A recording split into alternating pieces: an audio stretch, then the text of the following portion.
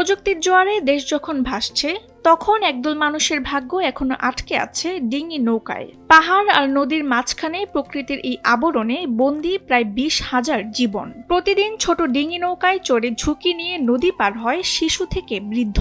বর্ষা আসলেও আমরা করতে পারি না, টাকার অভাবে আমরা এখানেও কাজ করতে পারছি না। কেউ মন্ত্রী আসলেও দেখে চলে যায়, কেউ কিছু করতে পারে না। আমরা কি করবো? আমরা তো গরিব মানুষ, আমরা এখানে কাজ করার লাগা এতটুকু টাকা পাই না। একটা বর্ষাকালের দিন আসলে আমরা একটা আসাম পাই না, মানে মানুষ পড়ার জন্য। আর ভেঙে এখানে হয়ে গেছে, আমরা গরিব মানুষ কি করব। এলাকাবাসীর অভিযোগ, বছরের পর বছর চট্টগ্রাম 14 আসনের জনপ্রতিনিধিরা এসেছেন, ভোট নিয়েছেন আর একজুড়ি আশ্বাস দিয়ে ফিরে গেছেন। স্থানীয়দের দাবি, কয়েকবার সেতু টেন্ডার হওয়ার খবর হলেও বাস্তবে খুঁজে পাওয়া যায়নি তার চিহ্ন।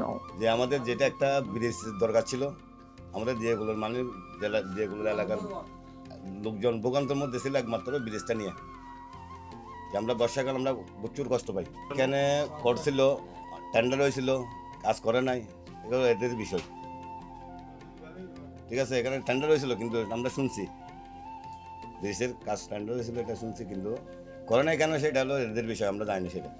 আশা আছে যে নতুন করে টেন্ডার হবে, আবার খেয়ে ফেলবে না, আশা আছে কিন্তু যোদ্ধা বেরিয়ে বলতেছে আর কি, আমরা ব্রিজটা আমাদের বেশি প্রয়োজন ব্রিজটার। সমস্যা কেবল যাতায়াতেই সীমাবদ্ধ নয়। চন্দনাইশ উপজেলার দিয়াকুল গ্রামে মাতামুহুরী নদীর কবলে প্রতিনিয়ত মুছে যাচ্ছে ফসলি জমি, এমনকি বাদ যায়নি শেষ বিদায়ের স্থানটিও। হিন্দু সম্প্রদায়ের শ্মশানের বড় একটি অংশ নদী গর্ভে বিলীন হয়েছে। ভাঙনের মুখে দাঁড়িয়ে আছে পাশের মন্দিরটিও। তো এখানে ভাঙতে মন্দিরটা তো আমাদের হিন্দু ধর্মের একটা এটা যদি ভেঙে যায় আমরা কোথায় যাইয়ে প্রার্থনা করব, কোথায় যাইয়ে কি করব। এটার জন্য বলতেছি যে মানে একটা মন্দিরটা যেন ভালো থাকে, এখানে যেন একটা আসপাটটা হয়। অবহেলা আর বঞ্চনার ভিড়েও দিয়াকুলের মানুষ দাবি ছাড়েনি।